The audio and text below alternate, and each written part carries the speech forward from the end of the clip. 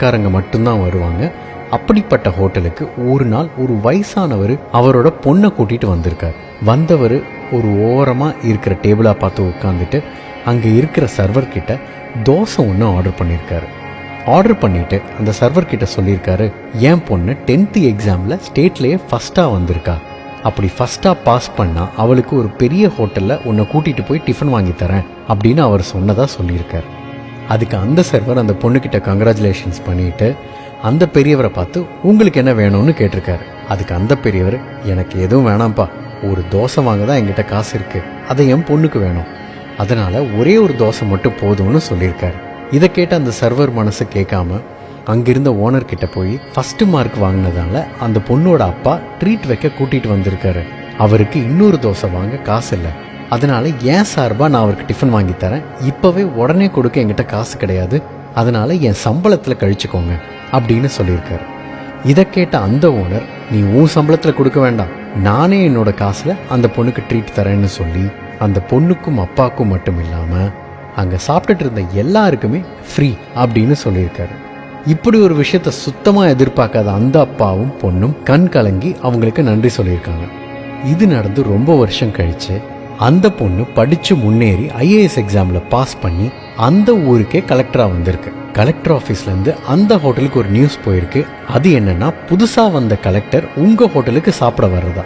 இந்த பொண்ணு அவங்க அப்பா அம்மாவையும் கூட்டிகிட்டு அந்த ஹோட்டலுக்கு போக அந்த ஹோட்டலில் இருந்த யாருக்குமே இந்த பொண்ணையோ அவங்க அப்பாவையோ அடையாளமே தெரியல. கலெக்டர் வர்றாங்க அப்படின்னு தெரிஞ்ச உடனே ஊரே அந்த ஹோட்டலில் கூடியிருக்கு. அந்த ஓனருக்கும் புது கலெக்டர் நம்ம ஹோட்டலுக்கு வராருங்கிறதுனால ரொம்ப பெருமையாக இருந்திருக்கார். உள்ளே போன அந்த கலெக்டர் அந்த சர்வரையும் ஓனரையும் பக்கத்தில் நிற்க வச்சு சாஷ்டாங்கமாக கீழே விழுந்து வணங்கியிருக்காங்க. ஓனருக்கு ஆடி போச்சு, சர்வரோ செத்துட்டாருன்னே சொல்லலாம். என்ன ஆச்சுன்னு புரியாமல் இருக்கும்போது அந்த பொண்ணு சொல்லியிருக்கு, நான் யாருன்னு உங்களுக்கு தெரியாது, எங்கள் அப்பாவையும் நீங்கள் மறந்துட்டீங்க, ஆனால் நான் 10th ஸ்டாண்டர்டில் பாஸ் பண்ணதுக்காக எங்கள் அப்பா எனக்கு ட்ரீட் வைக்க இங்கே கூட்டிகிட்டு வர அதை நீங்கள் ஒரு கொண்டாட்டமாகவே ஆக்குனீங்க. அன்னைக்கு நீங்கள் பண்ண ஒரு சின்ன விஷயந்தான் வாழ்க்கையில் இன்னமும் முன்னேறணுங்கிற ஆசையும் நம்பிக்கையும் எனக்கு கொடுத்துச்சு.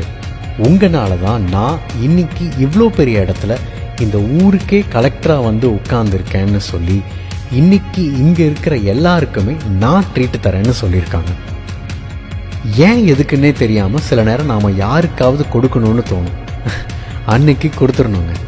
அந்த நொடி அந்த நிமிஷத்தை விட்டோம்னா திரும்ப நாம் செய்கிற உதவி அவங்களுக்கு தேவைப்படாமையே கூட போயிடும். சரியான நேரம் பார்த்து பண்ணுற உதவி நீங்கள் பண்ணலைங்க, உங்கள் மூலிமா கடவுள் உங்களை பண்ண வைக்கிறாரு. ஏன் பண்ணணும், எதுக்கு பண்ணணும், என்ன காரணத்துக்காக பண்ணணும் அப்படின்னு நீங்கள் யோசிச்சுட்டு இருந்தீங்கன்னா அந்த உதவி காலம் தாழ்த்தி தான் போய் சேரும். அது கடைசியாக உதவியாக இருக்காதுங்க.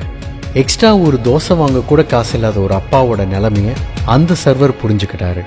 சம்பளம் வாங்குற சர்வருக்கு இப்படி ஒரு மனிதாபிமானம் இருக்கிறத அந்த ஓனர் புரிஞ்சுக்கிட்டாரு. அவங்க அன்னைக்கு பண்ண அந்த உதவி தானும் நிறைய பேருக்கு இப்படி உதவி பண்ணணும் அப்படிங்கிற எண்ணத்தை அந்த பொண்ணு மனசில் விதைச்சிருக்கு. அதனால தான் உங்களுக்கு செய்யணும்னு தோன்ற ஒரு உதவியை காலம் தாழ்த்தாமல் செய்யுங்க.